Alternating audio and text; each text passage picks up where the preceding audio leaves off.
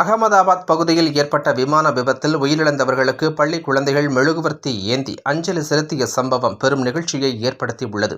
குஜராத் மாநிலம் அகமதாபாத்தில் இருந்து 242 பயணிகளுடன் லண்டன் புறப்பட்ட விமானம் சில நிமிடங்களில் நேற்று விபத்துக்குள்ளானது.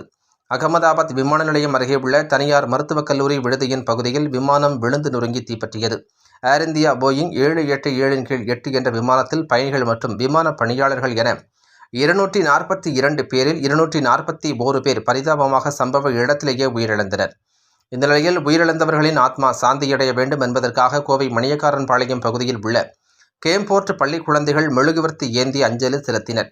இதில் கேம்போர்டு சர்வதேச பள்ளியின் நிர்வாகிகள் அருள் ரமேஷ், பூங்கோதை, அருள் ரமேஷ், பள்ளி முதல்வர் பூனம் ஷியால் மற்றும் பள்ளி குழந்தைகள் ஆசிரியர்கள் என பலர் கலந்து கொண்டு உயிரிழந்தவர்களுக்கு மௌன அஞ்சலி செலுத்தி சிறப்பு பிரார்த்தனையில் ஈடுபட்டனர் என்பது குறிப்பிடத்தக்கது. என் பேர் ஆர் ரோஷினி. நான் கேம்பஸ் இன்டர்நேஷ்னல் ஸ்கூல் கோயம்புத்தூர்லேருந்து பேசுகிறோம். நேற்று நடந்த சம்பவம் எல்லாரோட மனசுலேயும் ஒரு நீங்காத இடம் பிடிச்சிருக்கு. பல பேரோட உயிர் இழந்திருக்கு நம்ம நாடு. கண்மூடி திறக்கிற நொடியில் பல பேர் தன்னோட உயிரை விட்டுருக்காங்க. அது விமானத்தில் இருந்தவர்களும் தவிர அங்கே பக்கத்தில் அந்த பிளேன் கிராஷ் ஆன இடத்துலையும் நிறைய பேர் செத்துருக்காங்க. அதெல்லாம் நம்ம முன்னோர் டாக்டர்கள் அவங்களே தன்னோட உயிரை இழந்திருக்கிற மாதிரி இருக்கு. மனசு எங்களுக்கு ரொம்ப கஷ்டமா இருக்கு.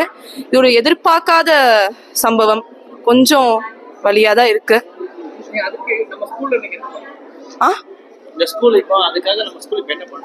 இப்போ நம்ம ஸ்கூல் இப்போ இந்த எதிர்பார்க்காத நடந்த விஷயத்துக்கு கொஞ்சம் மனமுருகி எல்லாரும் ஒரு நிமிஷம் அவங்களுக்காக வேண்டி அவங்கள சம்மந்தப்பட்டோர் அவங்க எல்லாரும் நல்லா இருக்கணும். இழந்த எல்லாருக்கும் அஞ்சலி செலுத்துகிறோம். நாங்கள் எல்லாம் ஒரு கூட்டமாக கூடி அஞ்சலி செலுத்தி அவங்களுக்காக நம்மளும் ப்ரே பண்ணி எல்லாம் நல்லா இருக்கணும்.